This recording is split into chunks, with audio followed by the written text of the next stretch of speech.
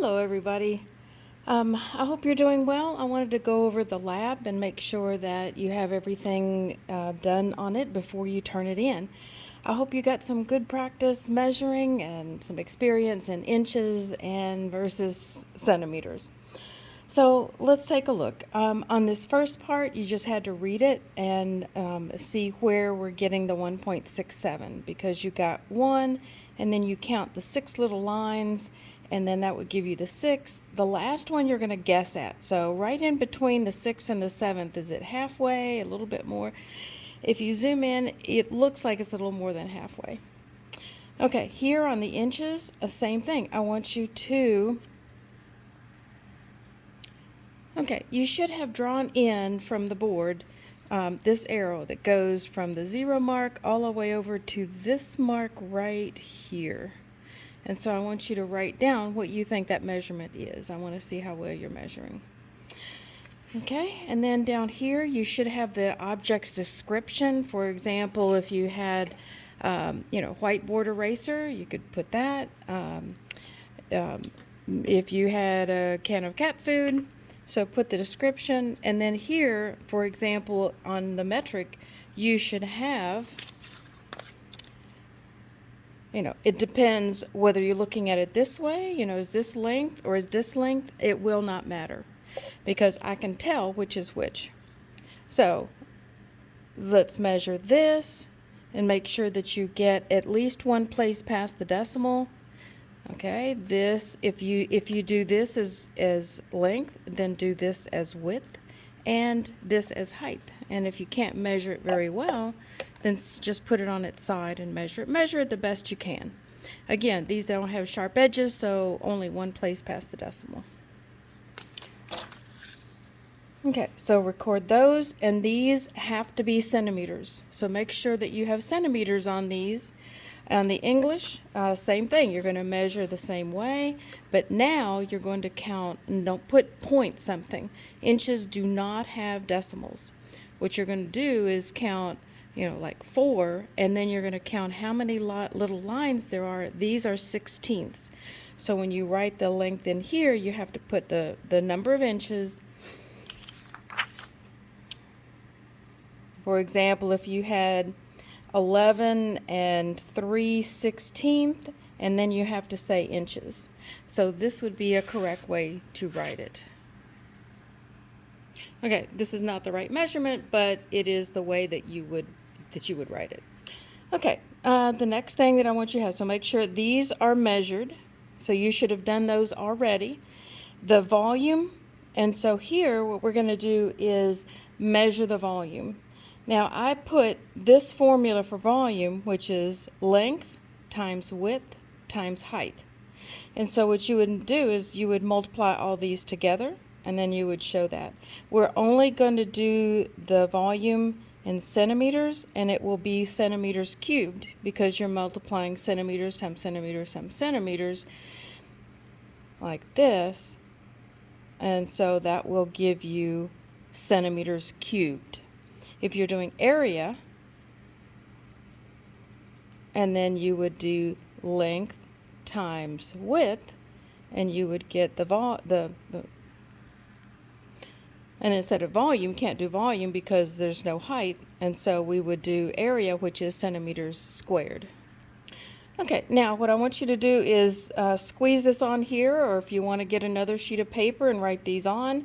But I would like you somewhere to squeeze in here if possible. Maybe you can use this section up here.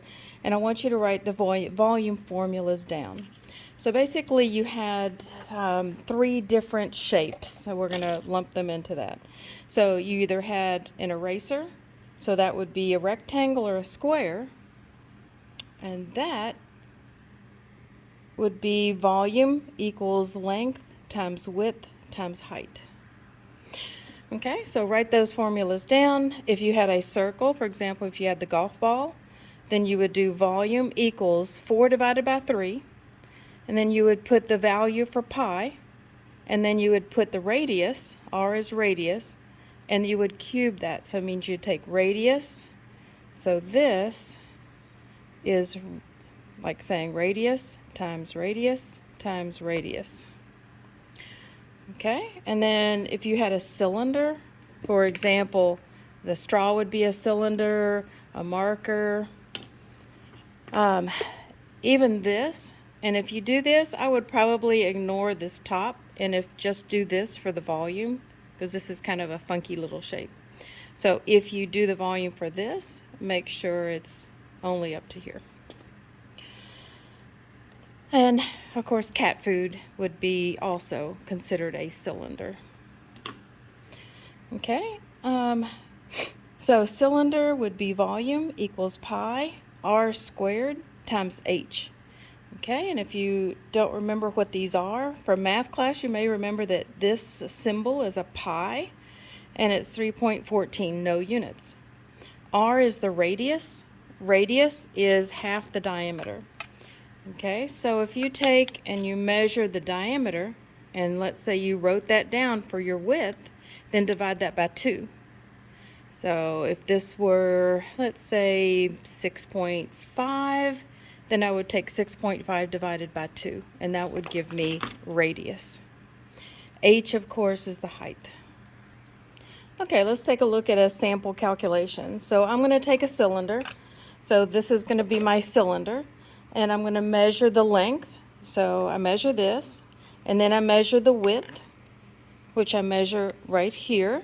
And I'm going to just ignore those right there. I'm going to measure this. That would be my width, and my height would be up and down. So width and height. And so I'm going to have the same number for both of the width and the height because it's a cylinder. Okay, I get my formula for a cylinder, and then I'm going to substitute in. So 3.14 for pi. Then I'm going to take the diameter. So this right here is the diameter, because I'm measuring from side to side. Side to side is always diameter. So if you go all the way across. So radius, just divide that in 2. So that's why I'm putting this 2.3 divided by 2, and then I have to square it. And then I'm going to multiply by the height. Okay, in your calculator, what you would do is you would do this first. So 2.3, so 2.3 divided by 2, and that's going to give me 0.15. I like to write it down just in case, and that way I know what I did. So now that I've divided by 2, okay, let's see, my calculator is doing something funky, so let's do that again, because that just does not make sense. 2.3 divided by 2 would not give me 0.15. And that's the one good thing about science. It trains you to think, wait a minute, there's something wrong. So yes, I had this set on something different. So let's try this again. Now I'm going to put 2.3 divided by 2, and that gives me a different number. So this is not right. It should be 1.15, which makes much more sense. Okay, I'm going to square that. So that means I'm going to multiply it by itself.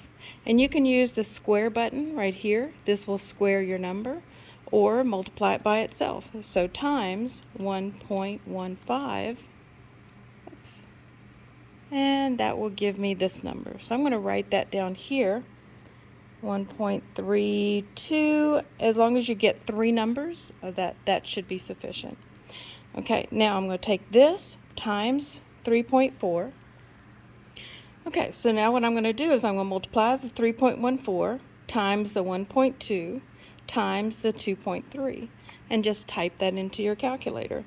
3.14 times 1.32. I like to hit the equal button because sometimes calculators do what you tell them to, no, not what you want them to do. Then I'll multiply by 2.3. Okay, and now I get this number. I'm going to write that number down, but I'm going to round it. Okay, so I'm going to pretty consistently, I'm going to keep 3 numbers.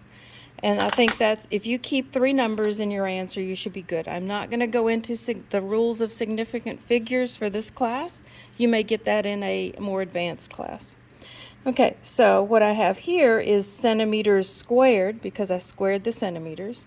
This is just centimeters. So centimeters squared times centimeters squared gives me centimeters cubed. And I like you to circle your answer. This is what I want to see. So I would suggest that you get a separate sheet of paper and do the calculations so you can understand how to do these. You need to do this for you because you need to understand how to use these formulas. And then you can show it on here if you can fit it in. If you want to use a separate sheet, staple it. If not, put it in here and then give me an answer right here. And remember, centimeters cubed. Okay, I hope this helps. Please ask me if you got any questions.